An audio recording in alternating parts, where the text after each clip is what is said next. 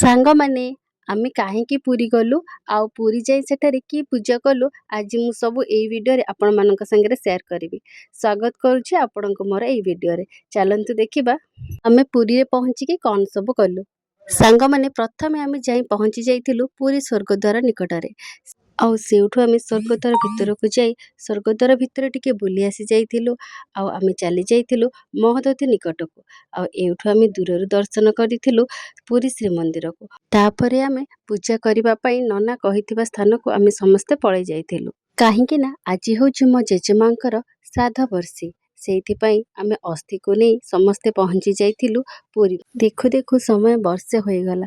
କେମିତି ଯେ ସମୟ ଗଡ଼ିଗଲା ଆଉ ଆଜି ବର୍ଷେ ହୋଇଗଲା ସେଇଟା ଜଣା ପଡ଼ୁନାହିଁ। ଆଉ ସେଇଥିପାଇଁ ଆମେ ସମସ୍ତେ ଆସି ଯାଇଥିଲୁ ଅସ୍ଥି ବିସର୍ଜନ କରିବା ପାଇଁ ପୁରୀକୁ। ଆଉ ଇଏ ହେଉଛି ଅସ୍ଥି ବିସର୍ଜନ କରିବା ପୂର୍ବର କିଛି ପୂଜାବିଧି। ଏଠି ବ୍ରାହ୍ମଣଙ୍କ କହିବା ମୁତାବକ ବଡ଼ ବାପା ଓ ବଡ଼ ମା ସାତ ପୁରୁଷଙ୍କ ପାଇଁ ପିଣ୍ଡ ପାଣି ବାଢ଼ି ଦେଉଛନ୍ତି। ଦେଖନ୍ତୁ ସାଙ୍ଗମାନେ, ଏଇ ତ ହେଉଛି ଜୀବନ। କେବେ ମୃତ୍ୟୁ ଆସେ ଆଉ କେବେ ଜନ୍ମ ଆସେ। ତା ଭିତରେ ଆମକୁ କରିବାକୁ ପଡ଼ିଥାଏ ସଂଘର୍ଷ, ଦୁଃଖ ଆଉ ସୁଖ। ଏଇ ତ ହେଉଛି ଜୀବନ ନା।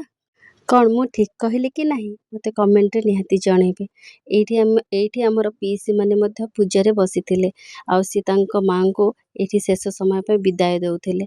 ବହୁତ କଷ୍ଟର ସମୟ ସାଙ୍ଗମାନେ। ତାପରେ ସମସ୍ତେ ଚାଲି ଯାଇଥିଲେ ସ୍ନାନ କରିବା ପାଇଁ ମହୋଦଧିକୁ। ଏଇଠି ଘର ଲୋକମାନେ ସମସ୍ତେ ଆଗକୁ ଆଗକୁ ବଢ଼ି ଚାଲିଥିଲେ। କିନ୍ତୁ ସମସ୍ତଙ୍କୁ ଟିକେ ଟିକେ ଡର ଲାଗୁଥିଲା ସମୁଦ୍ରରେ ଗାଧୋଇବା ପାଇଁ। କ'ଣ ଆପଣମାନଙ୍କୁ ଡର ଲାଗେ କି ନାହିଁ ସମୁଦ୍ରରେ ଗାଧୋଇବା ପାଇଁ? ନା ଭଲ ଲାଗେ? କେମିତି ଲାଗେ? ତାପରେ ଆସି ଯାଇଥିଲା ମୁଣ୍ଡନ ପାଳି। ଏଠି ବଡ଼ବାପା ଚୁଟିକୁ ଦାନ କରିଥିଲେ ଆଉ ସମସ୍ତେ ବ୍ରାହ୍ମଣଙ୍କ ଆଶୀର୍ବାଦ ନେଇଥିଲେ। ତାପରେ ସାଙ୍ଗମାନେ ଆମେ ସମସ୍ତେ ଆସି ଯାଇଥିଲୁ ନରେନ୍ଦ୍ର ପୋଖରୀ ନିକଟକୁ। ଏଇଠି ବଡ଼ ମା ନରେନ୍ଦ୍ର ପୋଖରୀରେ ବୁଡ଼ ମାରୁଛନ୍ତି। ଆଉ ଇଏ ହେଉଛି ନରେନ୍ଦ୍ର ପୋଖରୀର ଦୃଶ୍ୟ। ତାପରେ ଆମେ ଚାଲି ଯାଇଥିଲୁ ପୁରୀରେ ଥିବା ଓମକାରେଶ୍ୱର ମନ୍ଦିର ନିକଟକୁ। ଏହି ମନ୍ଦିରଟି ଏବେ ପୁରୀରେ ଖୋଲି ଯାଇଛି। ଆଉ ଇଏ ହେଉଛି ସ୍ୱାମୀ ପଦ୍ମନାଭ ମନ୍ଦିର। এই ମନ୍ଦିର ଭିତରର ଦୃଶ୍ୟ ମୁଁ ଆପଣମାନଙ୍କୁ ଦେଖାଉଛି। ଇଏ ହେଉଛନ୍ତି ସ୍ୱାମୀ ପଦ୍ମନାଭ।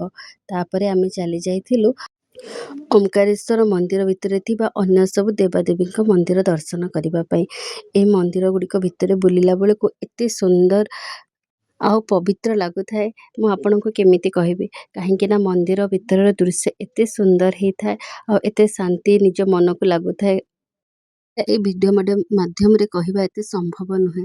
ଆପଣମାନେ ଥରେ ଯାଇ ସେଠାରେ ବୁଲିକି ଆସିଲେ ଆପଣମାନଙ୍କର ଅନୁଭୂତି ମୋ ସାଙ୍ଗରେ ସେୟାର କଲେ ହିଁ ଜାଣିପାରିବେ। ଦେଖନ୍ତୁ ମନ୍ଦିର ଭିତରର କିଛି ଦୃଶ୍ୟ ମୁଁ ଆପଣମାନଙ୍କ ସାଙ୍ଗରେ ସେୟାର କରିଛି। ଏହି ମନ୍ଦିରର ବିଶେଷତ୍ୱ ହେଉଛି ଏଠାରେ ପୂଜା ପାଉଛନ୍ତି 108ଟି ଶିବଲିଙ୍ଗ। ଆଉ ସେଇ 108ଟି ଶିବଲିଙ୍ଗକୁ ଆପଣ ନିଜେ ଯାଇ ନିଜ ହାତରେ ଛୁଇଁକି ଦର୍ଶନ କରିପାରିବେ। ଆଉ ତା ଭିତରର ଶାନ୍ତି ସାଙ୍ଗମାନେ ସତରେ ଅଲଗା ପ୍ରକାରର ଥିଲା।